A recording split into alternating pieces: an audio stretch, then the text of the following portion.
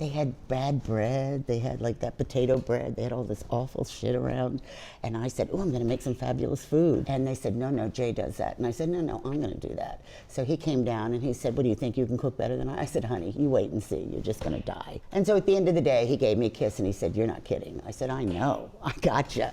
Hey friends, welcome to the Wabi Sabi Podcast. This is a special episode with my dear mentor and friend, Cynthia Sestito, who I indeed met on Lombard Street in 2006 during the first episode taping of Top Chef Season 1. God bless Andy Cohen. He was our EP and he really was there on set with us. Nobody had made it yet. There was no such thing as Top Chef.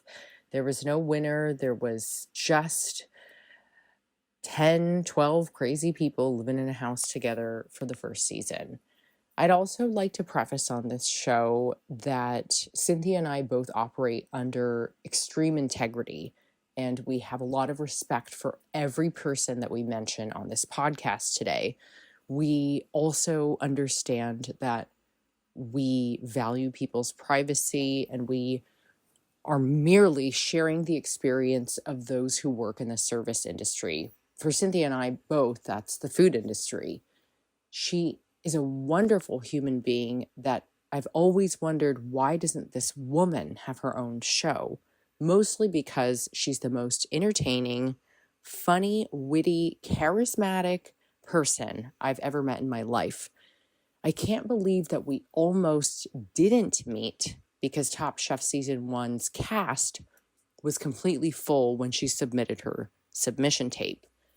A lot of things will happen by chance in your life, and sometimes you won't see how and why they pan out until later on. But here we are almost 20 years later, and we're talking about our experiences.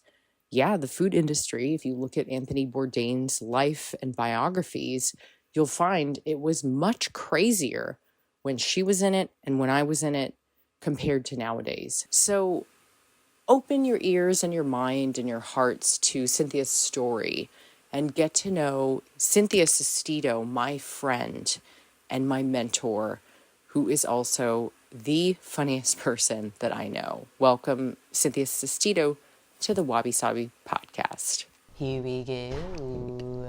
Hey, you guys, welcome to the Wabi Sabi Podcast. Cynthia Sestito is my guest today. We've known each other for almost 20 years.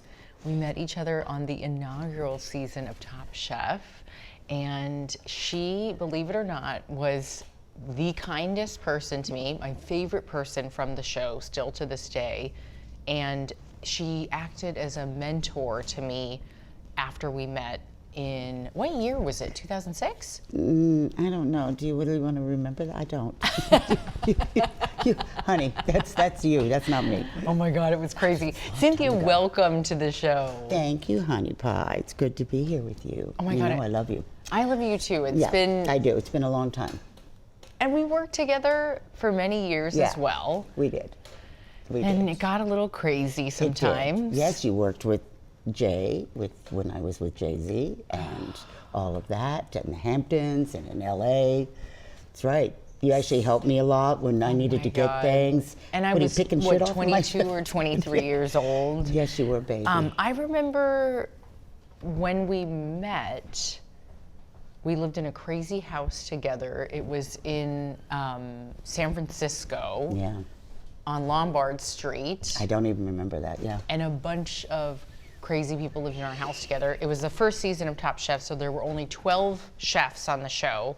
I was still in culinary school. And Cynthia, tell our audience a little bit about who your clients are and what you did and what you're doing now. I mean, mostly Cynthia's a lot. But Cynthia's got a great career, and the clientele is like off the chain. Thanks, honey. Yeah, well, when we did that, I was still working with Jay-Z and Beyonce at the time, and many, many others. And what did you do for them? Everything. No, I cooked, I guess. I guess you could say I cooked. I created events for them. When I started with them, they had nobody. They didn't have cooks. They didn't know what any of that was about. So it was kind of new. And I was opening 2 restaurants in the Hamptons as a consultant, and I loved Jay, so I wanted to, and my friend actually had rented their house to them when they were still Rockefeller and when Damon and all of them. So I wanted to do, and they said, oh, no. My friend said, oh, no, we can't afford you, Cynthia. You can't. I said, oh, I'll do it for free. And they're, no. I said, yeah. So as it happened, I dressed up in all my whites at the time, and I had a fake long hair and a ponytail, and I was thinner and younger, and I said, I'll fucking dress this one up.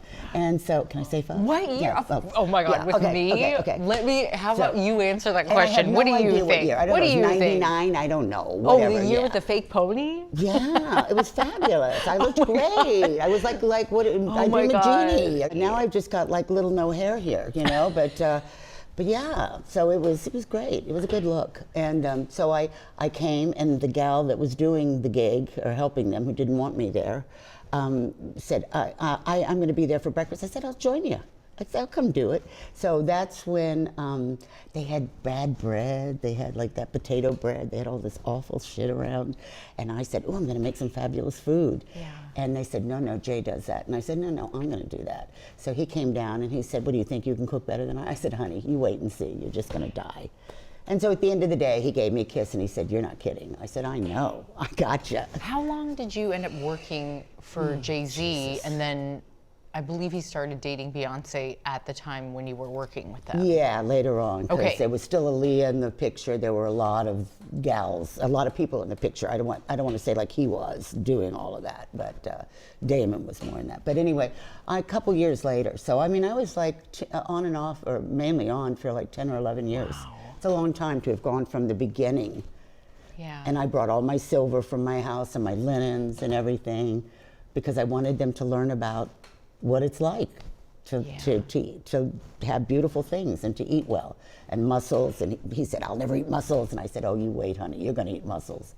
And then after that, I had to make mussels all the time for him, because he loved them. So that was fun. Okay, who were some of your other top clients too? Because you have been in this industry for a while. Well, thanks a lot, Candice. Yeah, I Well, have. in a good way. Yeah. Experience, we're gonna get to that. Experience as the daughter of a Japanese mom is very important. And I think It is very I look up important. to you. Oh.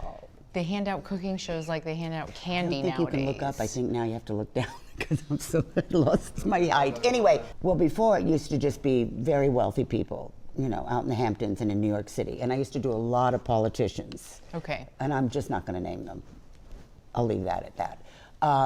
But then when Jay came into my life, you know, that was just very different. And everybody, it's very interesting back, because it was so early in his career, it was 1999, I believe, in 2000. And people out in the Hamptons were like, because I had had restaurants already by that time, and they had all been 3 stars, and I had been very successful. And they were like, what the fuck are you doing with him? You know, ooh, a rapper. And I was like, what's wrong with you? I said, you guys do not get it. Wait till you see this man is going somewhere. But it was amazing how everybody really couldn't believe that I had gone and started to work for this guy. They were surprised. And I loved it. It was the best time of my life. Those first few years were the best, because I got to do what we called feedings. Okay. I would just feed them nonstop. And I had my boyfriend, who was from Scotland, Ian, there, and the two of us just fed them. Okay, so, but who, come on, you gotta name the names. Well, I don't know. I mean, I started out with a lot of club kids in the beginning, too. I started out with the Butter Group, and that was Richie Akiva and Scott Scartiano, who now owns, what is it, No Bail, or what, No Bond, or whatever. Zero Bond. Zero Bond, Yeah, Zero okay. Bond, yeah. So, and then from there, then it was the other boys. I'm going to those Stereo names. Boys we The cooked Stereo for. Boys, yeah, that was it. That was the next club We group. cooked yeah. for them in the Hamptons. Yeah, in the Hamptons. Yeah. And that one of the times, I think, was Scarlett Johansson, and just, we had there was just a lot of celebrities, but that's the way it always was with them. It was always those kinds of meals. And I remember one time we did the Gossip Girls, and I'd broken my leg, and I was going around on one of these rolly things, and I broke the table. We all got fucked up and fell down, all of us, from the Gossip Girls. It was great fun, though. Those were great days. You know, we ate, we drank, I could spend as much money as I wanted. That's so much fun. Who were the other rappers that called you? And they still call you. They do, but it's not, you know, I just don't want to do that as much, you know, and I did back then I was also still doing, I cook for cannabis, and I have done for since I was 15. Yeah. So a lot of them wanted that, and I did a lot of cooking. I would make a lot of butters for grilled cheese sandwiches when they come back from the club, so they'd get high with the grilled cheese, or we'd do the mac and cheese, things like that. But yeah, who else? I mean, it's endless. It's endless. How can I say? There's so many. I don't know. One of my most fun times, though, was meeting Maxim, which I know is not as big a celebrity as all the others, or with Beyonce or Magic or anybody else. But he's so hot. Maxim? Maxim from Dancing with the Stars. Sexiest motherfucker ever. Really? Honey. You are so random. When we used to, when I I came ran here when I with saw I Monica, came- yeah. remember we used to go out to the clubs, and Yeah. me and Monica I remember we saw Tyson Beckford at one of the yeah. Oh, parties. yes. And we kept trying to stay to get a look at Tyson Beckford. funny. And then she taught me, this is like 20 years ago, she's like, don't you ever be the last person to leave the club. Amen, honey. Okay. Never, Oh my God, never. and Jamie Lynn, and we did do Beyonce's birthday. Oh yeah, we did. Yeah, a couple birthdays we Kelly- did for her. Kelly's and Kelly, yeah, birthday. exactly. Yeah, that was. I've done a lot. I had to do all gold one year. We were at Gwyneth Paltrow's house, and I had to do like all gold for B. It was when I finally understood that she really loved gold, and I did gold on all the food, every drink, every damn thing with gold. She was so happy. Nas. Ooh, Nas was Nasty recently. Nas. Ooh, Calling he you. looks great. Oh, Nas looks so Sensual. great. I love Nas. Listening. I started when I worked with him just a few months ago. I was like, oh my God. I had to go back and listen to his first albums. I went, oh, so good. Yeah. So good. Good stuff. Well, if you could pick your top 3 clients, who would they be as a chef in the Hamptons, New York, LA, all over the world? Well, I have to say the earlier days of Jay. Okay. That without a doubt, because that was just the most freedom and the most fun. I just got to do whatever I wanted, and I just had so much fun with them. Yeah. I don't know who the others are. I don't know. Anybody else that you can remember? I've had some shitty famous that I haven't liked. Wow. That have bitten my hands or with their dogs. I know. I don't know. Who else? Have I ever said Who to you else, who I liked? who else is lovely? How about that? Oh. Oh, wow, lovely. There must be some lovely people, right? I can't think. I It mean, was a it's- drive into the city. I can't think. I don't know. If Who did I anybody say to pops you? in, There well, must- you told me Nas was super kind. Yeah, he's Obviously, kind. Yeah. you yeah. worked for And- Jay. That was the most. Chris Martin is like the nicest Okay, human being in that's the world. great. Oh. Okay, so that's like And the roughly 3. Blue eyes of his are just spectacular. Oh my God, he's so gorgeous. We all ran out when he first came to visit. We went running out there, Monica, and all of a sudden she goes, "Oh my God, it's Chris Martin. You got to see those blue eyes." And I went out there. I said, "Oh, I'll bring him mussels." So I brought him mussels, and it was like, and I just stood there and I said, "Oh my God, look at your blue eyes." And Jay's like, "What are you doing? What's your problem?" He was jealous. Yes, I think so. But yeah, and we had a lot of fun, doing videos. I did like all of that, doing the music videos and traveling with Jay all over the world. What music videos were you when he was shooting?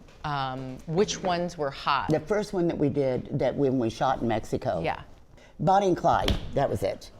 Oh my God, yeah, that goes back a long time. And then we had to be very careful, because it was late at night in Mexico, and we had to have all these people watching us, and we had to have all this. One of the things had been broken into. People tried. It was very. Then I had to make margaritas on the side of the road. It was nuts, freezing cold, and I was making hundreds of margaritas just for the cars trying to get through, and we were trying to make them happy while we were shooting. It was pretty nuts. And what other videos maybe that we've all seen through the years? Cool, 99 Tears, all of that. But my favorite, I think, was actually traveling with them, and then Rolling Stone had followed me around for a while, and that's when I thought I was going to do a show then. Yeah. But that we went all over Germany, we went everywhere, to Paris and everything. We had so much fun in the green rooms, and I would just, and I'd go up on the stage with them and just dance all night, and get fucked up with them. Yeah, it was fun. And yeah. So The time of your life. It was.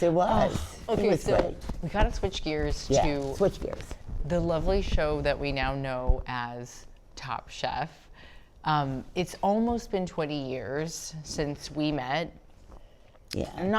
I won't age us. I understand, it takes roughly a year for them to I don't cut care how big old I am. I am old. I mean, Jesus. Well, I was 22 on the show, and in 2 weeks I'll be 42.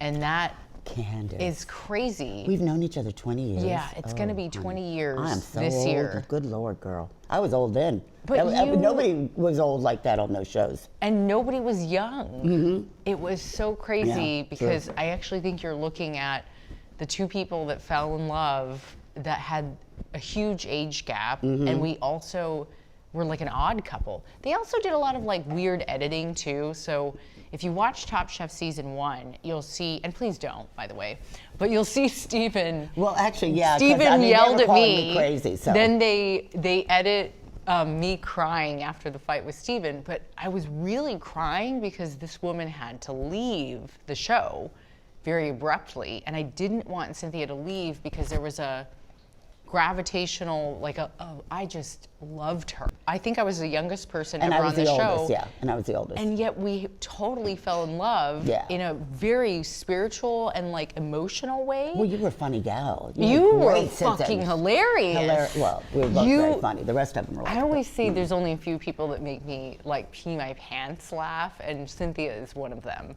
So when we worked together too, I obviously saw crazy things.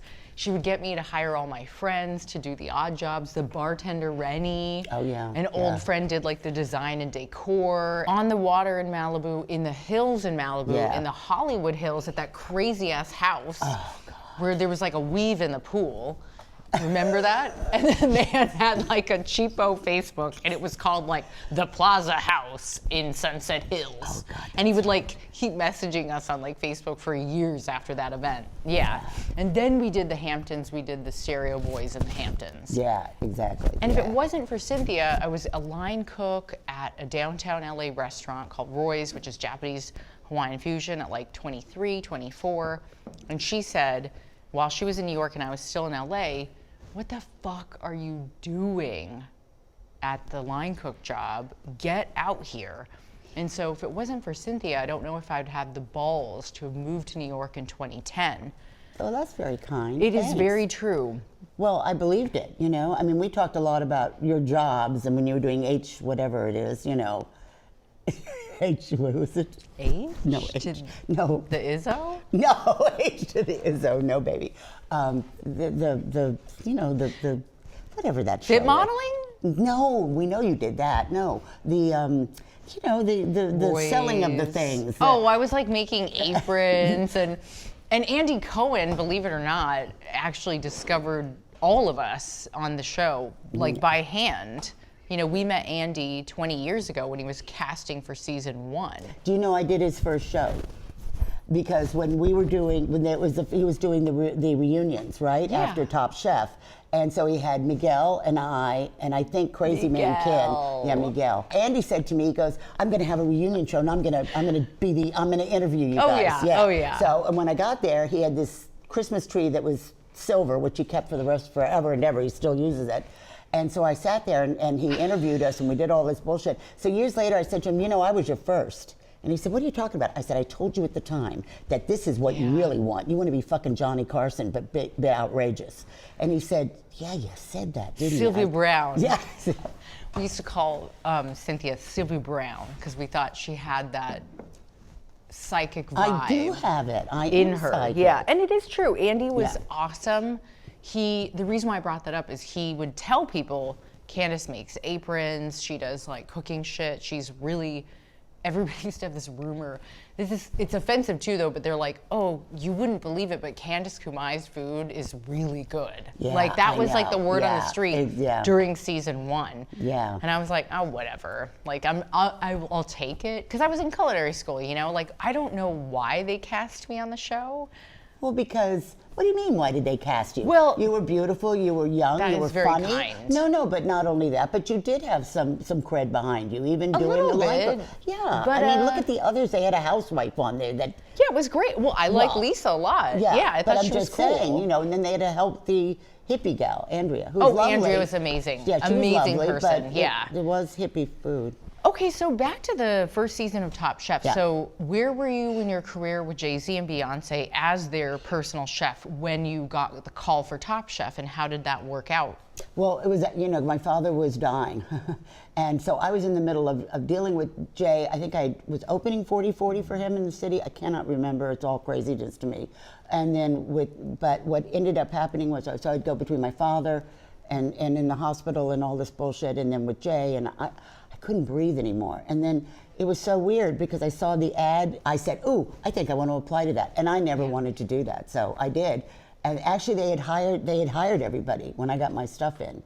And I found out later on that I'd sent in my tape because I had been filming myself for a couple years. Oh my God. By a Japanese guy. It was pretty wild. It was dying to see those crazy. tapes. Pretty fucked up stuff. Really. And my yelling, I used to yell a lot. Now I'm nice now. I used to be a real bitch.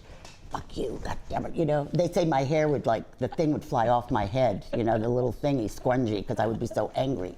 But anyway, so what was I saying? I don't know. Anyway, Your they saw. pony would swirl. And it was back when we still had scrungies, so they would come off, and I would be, when I was behind the line, when I did the Star Room, oh my God, what an experience that was. It was the most amazing nightclub ever in the Hamptons. And I was the chef, and we were doing crazy food for crazy club kids, and they'd come in the back, and everybody'd get, well, never mind. But anyway, and then they bring in big things of booze and say, here, what would you all like to drink while we're trying to cook? It was pretty nuts. But I would get so angry that they wouldn't do their job that this fucking thing would go, the scrunchie, and they'd all just stand there and go, look at you, you're mad. What the fucking thing is across the room falling in the food? Because I go, fuck you. Anyway, I don't do that anymore. I don't. I saw you in the Hamptons. I was still really young, right? So every now and then I would fly to New York to help Cynthia out, even though I was still in California right after Top Chef. And I remembered at the stereo party, you. Oh, the girl. Ooh, what was her name? The backyard, everybody, when I there's caught a bunch everything of on fire? models. Oh, yeah. And then you started partying with everybody, and then the rest of us were like, oh, yeah, I'll say that much. Well, I know that the Associated Press got a ton of pictures of me. I accidentally caught everything on fire, the grills. And so it was, there's a picture of me with the fire going up in my back ass, and I'm like, what the fuck is happening? And thank God they got a fire extinguisher to get it all out. It was pretty nuts. But no, remember the gal that was hungry, and I told her boyfriend? I do remember this story. She was on the cover of one of the magazines, and I said, she can't eat now. Tell her to go fuck herself. She can't eat. And he said, I can't go tell her that. I said, you're going to tell her that. I said, because I'm not doing it. Oh, my God. Which is what I used to do a lot of. I'm not like that now. I'm very nice. I am. Yeah. So, Top Chef was our inaugural season of meeting. Yeah. We both had a good time. The show ended up lasting for 20 years. Oh God, it's amazing. 20 right? seasons. It is pretty incredible. Yeah. It really is. And growing up with that around us was interesting too. Yeah. Harold was awesome. You know what? There were so many people that were so kind to me. Yeah. And then there were people that were just ratchet. And I know people know who they were, but the two people that were not nice to me, I remembered it was another reason why I grasped to Cynthia, was because I still felt very much like a kid, who was finding her way in culinary school. And so tell me about the experience for you overall, how it felt. What, Top Chef? Yeah. Well, it was hard to say because my father was dying. I had to think of Jay-Z. I had to think of this. And I'm used to sort of being the boss, and all of a sudden I was just like a fucking cast member. I'm like, what is this? And I had a habit of talking to those 10 cameras flexed at us. Yeah. It's like, and the mic here, and that girl, what's her name? What was her name? That's right. Oy vey. Anyway, he would say, behind you, and I'm like, oh, please, shut up. I said, just move out of my way. So I decided to start talking to the producers and the camera folks. So that was my whole fun. I got to say, that fucking bitch, I'm gonna kick her in a minute if she gets behind me again. So, they would be like, what is she doing? And I go, oh, fuck you, tell her to get the fuck out of my way. So that was kind of how I survived that. I had fun, with the camera people and the producers. And at one point, I think one of them screamed down to me, the producer, he goes, "Tell that Sylvia Brown to stop it." And I'm my God, Sylvia hilarious. Brown? I said, "That's not my name." So, Dude, that is hilarious. Yeah, No, truly, you are so funny. And that was what I loved about you the most. well, thank you. There was a scene where, okay, so we'd have to like go to the kitchen together. They would line up all 12 of us. We had no idea what we were doing. Keep in mind, the show had never been done before. A show like that. There was yeah, nothing like that. Nothing like that, no. And we go line up, streamline into the kitchen together. They're doing all these stupid shots. And then we get into the kitchen, and Cynthia has these baby blue Timberlands from Jay-Z. And she's like rolling around looking for a pomegranate. You can find the clips, which, by the way, we know who stole it. Yes. Steven stole it. Mm-hmm. And she goes, "Where the fuck is my pomegranate? Say it." "Where the fuck is my pomegranate?" And I got very upset. I said, "Who took my fucking pomegranate? I'm not doing the lamb without the pomegranate." 10 scenes of her looking for the pomegranate, and then she also fell backwards in the baby blue Timberlands like a cartoon character. And I just died How of do you laughter. remember that stuff? I don't remember that. I remember I got kicked out of the kitchen because I didn't have the proper shoes on. And I said, "Who the fuck are you to tell me what proper shoes?" I said, "I like to go barefoot in the kitchen." I said, Who said that? You know, had the to leave? chef. Remember, we went to his restaurant. Fleur de Lis. Yeah, they ousted me out of the kitchen, wouldn't allow me to cook. I sat there like a little, "Oh, dear, I guess my shoes are wrong." I know. Please. I've been cooking long before any of them. It was interesting, yeah. And I think because you're a female, you're a woman, that you don't get the respect and the cred that you deserve. And I hate that. For sure. It's still very much that way. So shifting gears then a little bit towards that, how do you feel about the landscape of food and media? Because you knew if it was up to me, I always said I would give Cynthia her own cooking show because she's super funny. She's super entertaining. She has so much experience. She runs her own bakery in the Hamptons now called The Cookery. But Sin has and had Trudy. Sin and Trudy, The Cookery. But now, you know, looking at the landscape, like what the fuck happened to experience? Like, do people care? You know, the thing it's interesting for me, and I say this to a lot of people when they say, "Oh, you did so many catering and you've done this," and you know, and I've owned I don't know how many restaurants I've owned and have been very successful. Yeah. And then I've opened 1 million for other clients and for big deal people. And it's like amazing to me that, and particularly as I've gotten older, I'm like, oh my God, ageism. They fucking treat me like I'm an idiot. Like, but seriously, before it was like I was just too young and a woman, when I used to teach cooking and do things like that in Soho. With the pony. No, then I had the long fucking hair like this anyway. But so those were the days that I would show the tits, show the legs because the body was good. And everybody at those days, they had old women doing it. So it's like, who is this woman? I did a few TV shows on that. Did I ever tell you that I used to do voiceovers in Paris. And I cooked in Paris. Ooh, you know what I did in Paris that was so much fun when I was a kid? I was 19, 18, whatever. Anyway, we used to do stuff for Joe Allen's, a friend of mine who was a chef. His name was David Black. Anyway, so first time I'd ever done sushi, we had a gigantic fucking tuna. And we were doing this every week for Leonard Bernstein at his apartment on Boulevard Raspail. It was nuts.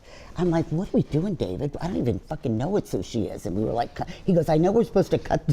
Yeah. Yeah, it was like pretty crazy. But I don't know how I got from that to that. Where'd I get? Okay, so you said ageism now. Yeah, and then what ageism. about the landscape of food But it's also about- personalities out there that are either, as we say, they would be considered the front line or the most influential of the period that we're in right now? I mean, I don't want to sound like, an opinionated, nasty little bitch, but I will tell you that, one of the things that has dawned on me when I did catering or when all these years, and so, I mean, first of all, we charged what we charged, and that was a great deal of money, but I also did a great deal, it was all the events before events became events, I mean, now everybody does it. You can go to the Hamptons and every 10-year-old girl practically, or 20-year-old, whatever. They're all chefs. They're all chefs now, and they can all charge a lot less. Well, it's called self-proclaimed. There's no experience Well, there. yeah, exactly. I mean, I don't know any of them. I mean, there's some very successful ones out there, and I look at them and I go,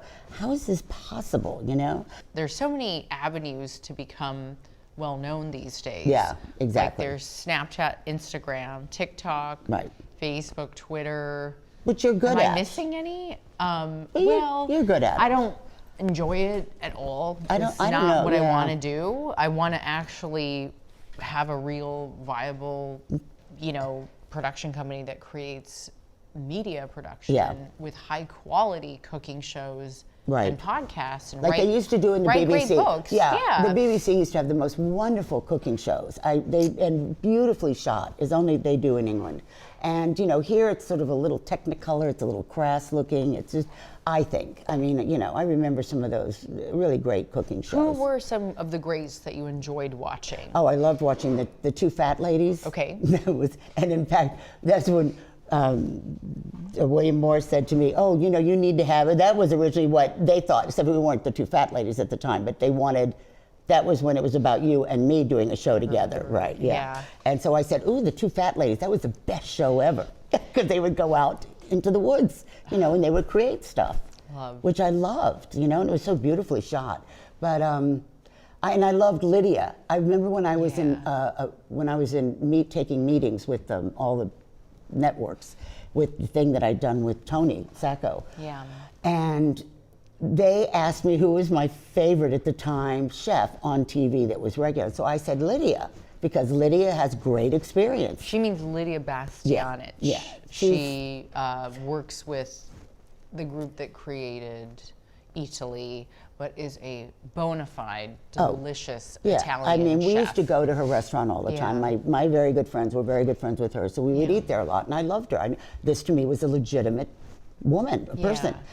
And I'll never forget, they sat there in the meeting, and I'm not going to say which company it was, but they're like, "Who's that?" I know. I'm like, "What?" And then they start bringing up the other names, and I said, "Oh, no, I don't watch those, no." Yeah, I was shocked, really. I mean, Lydia Bastianich is one of the greats, and I think it's very sad that we don't carry the name with us unless it's a Food Network name, and that's not the end-all, be-all, guys. No. So when we were working together, she also taught me, here's your tray. I liked how you did the herbs. I'll never forget, I was 22, 23, pulling the herbs straight into the pasta or whatever she put me on. And she's like, "I love how you just put the herbs straight in on your own." And you made me do things on my own. Like one day, Cynthia left to go do something in Malibu. We were on the waterfront in Malibu, and she said, "Jay's coming out of a workout with his trainer at the Four Seasons. Feed him whatever he wants when he gets in." So it was like French toast, pancakes, bacon, whatever he wants. And I was so nervous because I was like, how could you leave me here with them on my own? And when he came in, I was like, oh God, sweating. And luckily he told me, he's like, "Oh no, I can't eat any of that stuff that Cynthia makes as my trainer." And he had a bag of probably healthy shit. Yeah. Mm-hmm. So, and that's the other funny thing too is I think people, they think they know who we are, and they think they know the types of food that we create, and they think they have an idea of who we are. And the complexity behind these shows is we're created, typecast immediately by editors. Oh yeah. Into the crazy person. I'm the crazy one, yeah. The cute, dumb girl. I mean, I wouldn't even say dumb because I don't think. No, I don't think nowadays. But I mean, maybe when you were younger, they probably. Yeah, I mean, it's so easy. It's almost too easy. It's like you got the board and you got the pawns in the game, and you got to put a face to the pawn. Mm-hmm. And they did a great job. Let's take our hat off to. They really did do a good job on the show. It was well lit. Yeah. It was well executed. True. If you watch it now and you wonder why my outfits are so hideous, please don't watch it again. But it's because it was 2006. That was Tony Sacco, Tony Sacco right? did the lighting on. Oh no, he did the lighting on the reunion of our season. He did the lighting originally for Project Runway. Yeah, that's why they brought him in. They brought him in later to do the rest of the seasons, I believe. Tony's a good guy. Tony's great, and his lighting is really beautiful, which is what makes it. But I would say that I would wish that people could dig a little bit deeper and get a little bit more technical and do research on where people come from. Your bio and your experience is really important, because it's funny to me that if you're the OG of the Hamptons cooking scene, if these young girls that aspire to be you don't even know you or your story, what are they even doing in the industry? I've done my research on Julia, Lydia, Martha, women I truly admire, and you always took care of me as a mentor and a friend. And we really rebonded during the pandemic. We did, which was actually a strangely good time. I mean, It was good for it was us bad, to have yeah, talks. but it was, yeah. And I think for me, it was also the first real downtime I'd gotten in my lifetime, you know, to not have to want to do something or run to do something or do a business, except for doing the farmer's market and creating the bakery with my partner, Trudy Craney, who's an opera singer. I mean, it was like the ballsy thing we did at our age. I'm proud of Yeah. you. I Oh, went me to too. visit Cynthia there, and it was divine. Oh, divine. Oh my God, the food was so good. Oh, you're so sweet.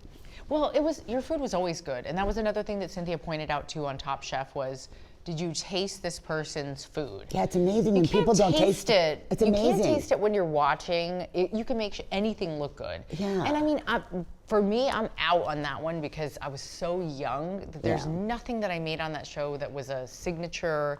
I virtually was a young kid coming out of culinary school who happened to run into Andy Cohen, and the opportunity presented itself. And by the way, rest in peace to Danielle Harrington, our casting director, partners with Randy Bernstein. Danielle passed away. Oh, that's Yeah, right. and she had children, and she was a beautiful human being. She was lovely. She really was lovely. Yeah. Inside and out Yeah, beauty. and you know, Yeah. it was Randy that got me on Cooking with Cannabis, so Oh that was my so funny. Yeah, God, Randy. and talk about ageism. So he had they're all so young, these gals that get on there. So Randy had said, Cynthia's been doing this 40 years, cooking with pot. And Khalees was the host of the show. Yeah, and they Khalees had was. Yeah. And celeb judges? Yeah, they did. Netflix? Yeah. I watched it. Yeah. For you. Well, I was rooting thanks. for you. They're never going to choose me, and I always know that. No matter, they just don't, because I'm older and they want to give it to, the young'uns. But that's okay. But what was so funny was when we had to do a Zoom, and Randy had been talking me up, I guess, and she looked at me, she goes, "You're Cynthia?" And I go, "Yeah, why?" She goes, "Oh, nothing, I just didn't realize you were this old." And I said to her, "What the fuck?" I said, "Did you just say that to me?" I said, "Listen, bitch." Oh, she was just silly little girl. And I said, "Honey," I said, "that's ageism." I said, "I could smack you if you were right here." So she, I didn't mean anything, but it didn't bother me. But that was just another thing that you go, yeah, that's the reality. I am a woman and I'm older. And that doesn't bother me, honey. I'm cool with it, but because I know what my worth is. But they're amazing how people think like this. Don't look at me like that. That's terrible. No, I love you. No, it's oh like, my God, I you make know, me but don't teary feel sympathy. thinking, I'm well, okay. I know the struggle of a woman as is in the culinary industry. It's terrible still. We've all cried in the walk-in, cried by the dumpster. Had the other female chef out of all the cooks in the kitchen come find you and console you. It's a horrible place for a woman, and at the same time, it's so beautiful to learn about food and cooking. Yeah, it's interesting. There's a great camaraderie that does happen in the kitchen. I do think kitchens are different now too. I think they become very sterile. I have to say that I feel very fortunate that I grew up in a time in kitchens where we were pretty crazy. We were pretty wild. We were pretty fucked up. We were very experimental. It was a lot of fun, and you just could go with whatever. When I visit kitchens or other chefs around town, they're like very pristine, and and I'm like, oh, I go, it's not fun. I mean, for me, it has to be fun, or I just don't want to do it. Oh, I agree with that. That's a great quote, and I think you live the words that you speak, Cynthia, and if anything, you've lived a much more colorful life than most people ever will. And thank God, before the days of, now everything is so scary too. There's a lot of drugs out there that are like that aren't very tasty and aren't healthy for you. And you don't even want to. You get very nervous about it. Yeah, I mean, when I moved in 2010 to New York City, I said this is like the ultimate time to live here. And my girlfriends and I we feel so lucky that we did Yeah. that last 10 years here before it shut down and it completely changed. It's changed. It's really awful, you know. It's, you know, I make no judgment about drugs because I'm a person that really wants to always do what she wants to do, but it is just not enjoyable anymore, you know. And it's also learning more about food. Food is not as enjoyable, you know. I like the farm and all that because I'm out in the Hamptons, we do so much fun. Yeah. But then there's all this other crazy stuff that I know is bullshit, you know. Oh, the food. so much and of it's it. so bullshit. How many fucking food products do we need to create I too? know. You know, and when they say to me it's Too many. organic, I owe this meat. I look at the vendor and I go, "What are you fucking nuts? I know that's not organic." And he goes, "Oh, shut up, it is." And I'm like, okay, but you know, I just don't want to pay for it then. If you're gonna sell it to me, then sell it to me for the real price. You know, we have all of that going on too. Yeah, you know? it's risky business. It's very risky. And it's also very sad that the art form is taken away. There's too many players in the game. Mm-hmm. There's not enough consistency, I would say, with culture and heritage in the US. Yeah. We tend to focus on like a one-track mind when it comes to food here. Like, let's do the Southwestern, you know, let's do the fat shit that everybody wants to, you know, go to the carnival and eat. And then let's just do what Food Network wants to do when there's a whole world out there that's untouched and unscathed still.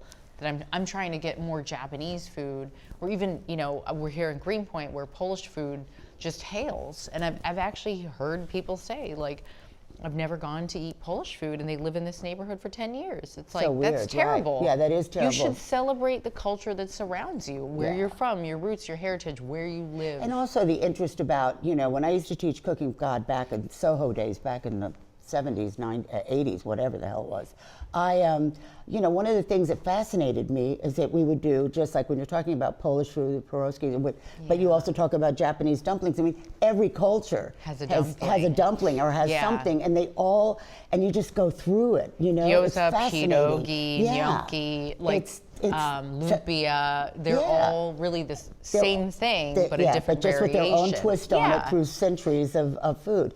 And to me, that was one of the things I always wanted to teach people, you know, when I was doing cooking classes, like when we would do just, you know, like let's say a pasta or whatever, but every culture has a type of pasta, whether it's rice or whether it's this, whether it's that, but it's still, and I would just do that course, and I loved it, you know, because they learned so much. Yeah. Like peanuts, you know. Peanuts. I never forget when people said to me, "Why are you doing one on peanuts?" I said, "Do you know how many cultures have peanuts? Yeah. And how fabulous that can be? You know." Delicious. I said even Thomas Jefferson made peanut soup. It was fabulous. You know. So anyway.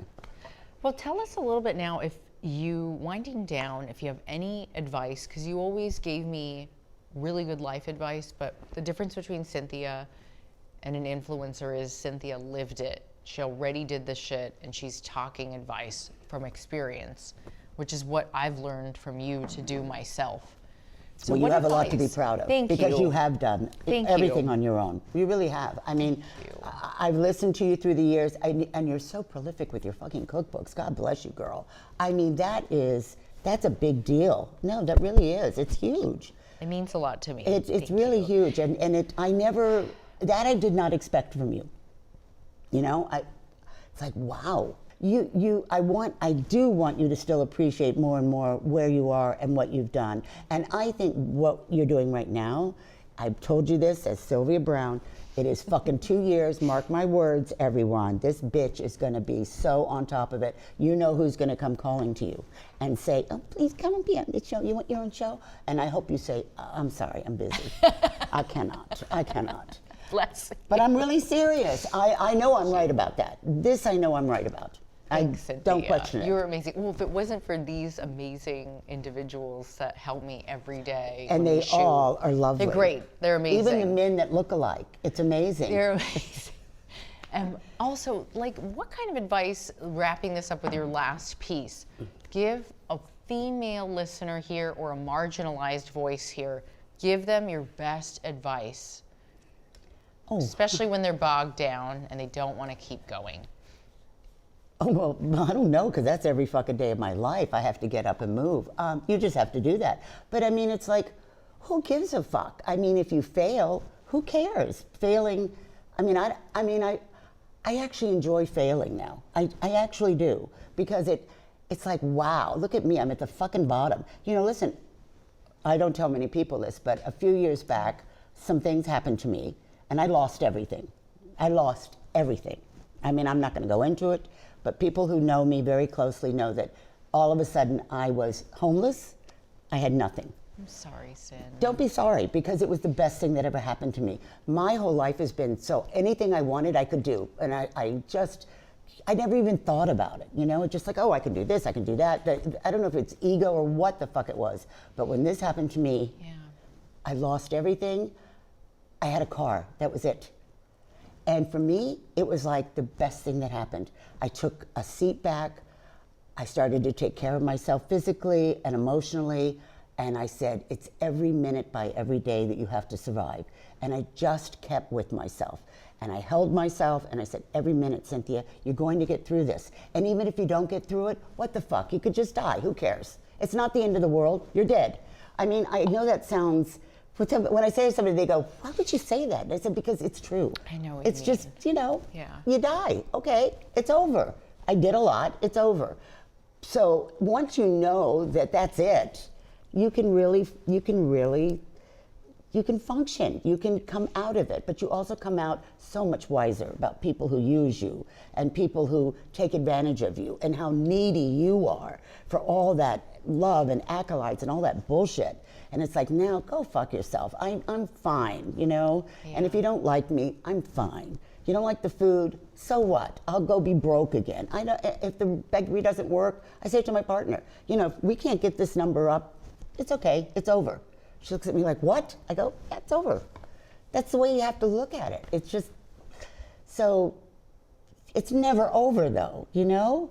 Yeah. It's never over. You can always do something. You can always function.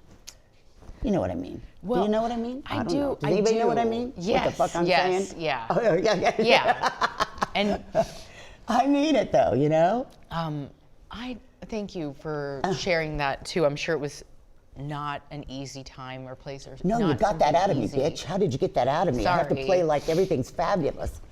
Well, Okay. I thank you for, I got teary there when you were talking about what had happened to you, because I had remembered Cynthia really was one of the only people that stood up for me, and you were kind to me when I was young, and I thank you, because you never know where people are going to end up later on in life, and it's a really good example of be kind to everyone.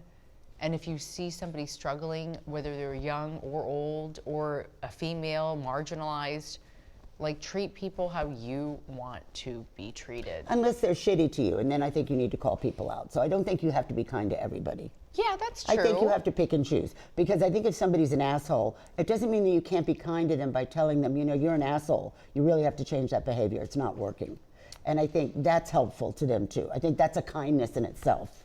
Yeah, being honest with somebody. You're a good teacher, Cynthia, and the little things that I remember were you forcing me with a list for Jay-Z's meals, me going to LA and not knowing what I was doing, but this is the kind of woman who shows you, she doesn't really tell you. So it's a term in Japanese that we use for mothers and children, Oya no sei wa mite so wa kodatsu. It means children learn by what their parents do, not by what they say. So True. I watched you cook, I learned from you. Thank you. And then I did my thing because I learned from you when I was really young, and I don't think anybody really knows about our secret relationship. No, I don't think so either. I don't think people even put it together for years later, you know? Yeah. Yeah, but I am very happy and very proud for you. I'm so proud of you, and too. I want to meet the fucking boyfriend. Where is he? He's coming, the Polish cheesecake. The Polish cheesecake. He's got it coming. We thank Cynthia for coming here, and Cynthia has an incredible bakery in the Hamptons called The Cookery with Sin and Trudy. Good girl. Visit her. She has delicious quiche, pies, cakes. I mean, what else do people come in for? Well, I'll tell you the biggest thing, and this is what I'm getting ready to because I want to start canning, and I want to start, because I'd like to do it across the country. We kill it with the soups, and I always have. You know, years ago when I had my first restaurant, I was doing Web City. Yeah, Web City. I wanted to do Cynthia's Dancing Chicken Soups, and so I had spent a lot of money getting the recipes, and having the company do it, and then I got totally wrapped up into the restaurant and I forgot about it. But anyway, so now I'm back at it 100 years later. So we're gonna do these bloody soups because they're our biggest sellers. I think everybody needs a Cynthia in their life too, because you really get people to get out of their comfort zone a little and like have fun and forget about life.